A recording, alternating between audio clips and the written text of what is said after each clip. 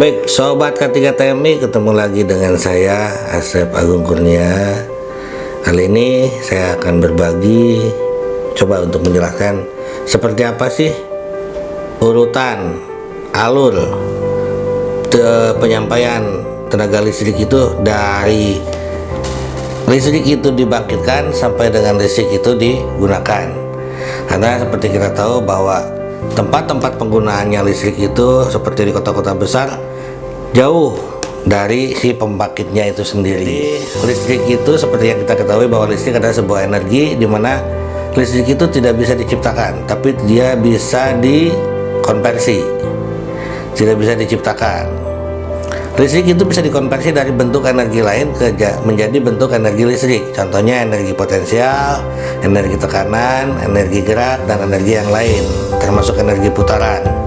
Nah, seperti yang kita ketahui bahwa listrik itu dibangkitkan di sebuah pembangkit atau pusat pembangkit listrik dengan sumber tenaganya macam-macam, bisa air, bisa uap, bisa gas, bisa panas bumi, ataupun energi-energi yang lainnya.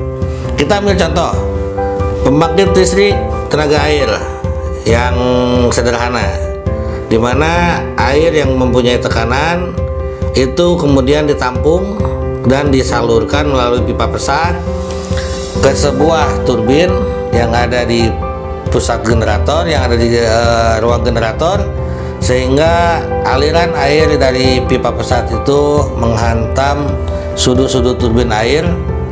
Nah, sudut-sudut turbin air itu ketika dihantam oleh aliran air itu akan bergerak dan memutarkan poros turbin.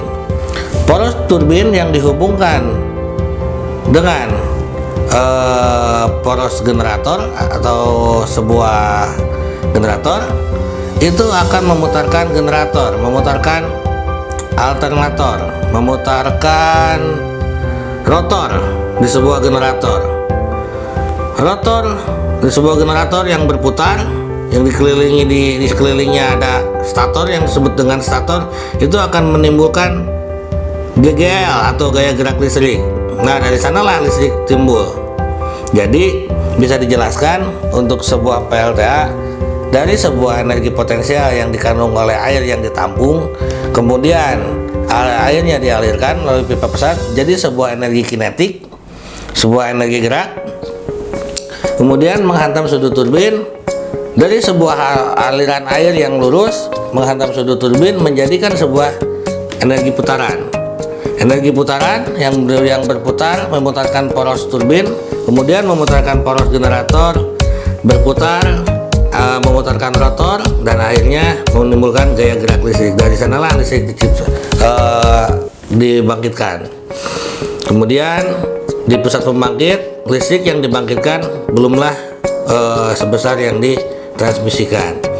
Kemudian listrik dinaikkan tegangannya melalui sebuah trafo atau transformator. Nah, dari transformator inilah listrik menjadi tegangan yang lebih besar.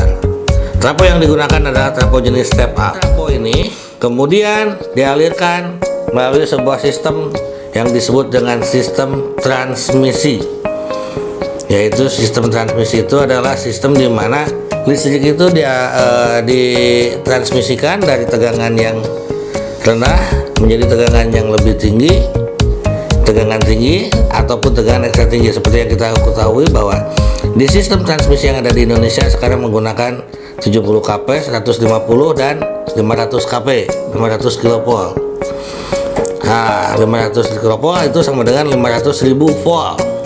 Kenapa sebesar itu? Karena dengan jarak dari pembangkit ke pendistribusian listrik itu jaraknya jauh. Nah, untuk mengurangi rugi-rugi di perjalanan seperti panas ataupun loss, maka dari listrik itu ditransmisikan menjadi tegangan tinggi dan tegangan ekstra tinggi. Nah, dari jaringan transmisi ini yang terdiri dari gardu induk, di mana di dalamnya ada switchgear dan switchgear, kemudian ada trafo, itu dialirkan listrik melalui saluran udara. Seperti yang kita ketahui bahwa ada SUTT dan SUTET, saluran udara tegangan ekstra tinggi. dimana range tegangan ini antara 150 kV dan 500 kV yang ada di Indonesia ini. Nah, dari sana, dari jaringan transmisi ini yang dibentangkan melalui sutet-sutet ini, kemudian sampailah ke sebuah gardu induk. Dari gardu induk ini kemudian ke gardu induk, kemudian pusat distribusi pembagian beban. Nah, dari sini kemudian diaturlah menjadi tegangan yang lebih rendah melalui trafo step down, diturunkan dari 150, dari 500 diturunkan menjadi 20 kV, 20 kV.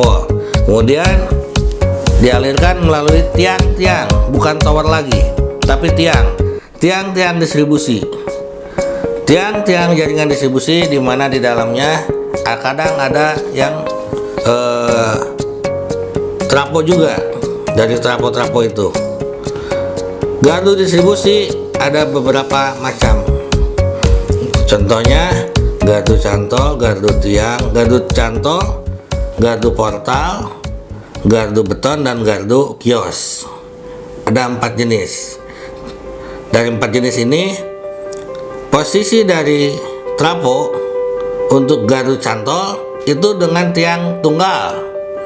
Jadi satu tiang itu trafonya dicantolin. Kemudian kalau gardu portal, 2 tiang menjepit satu trafo posisinya. Sementara gardu beton, posisi trafo itu disimpan tidak di atas tiang, tapi di bawah, di dalam sebuah tempat yang di tembok seperti bangunan beton.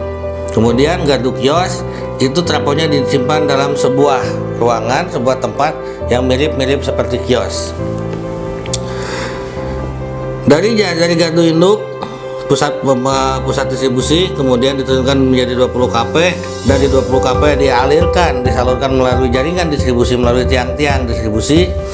Nah, di gardu distribusi diturunkan lagi tegangan dari 20 kV menjadi 380 dan 220 volt. Artinya tegangan ini sudah masuk menjadi tegangan rendah.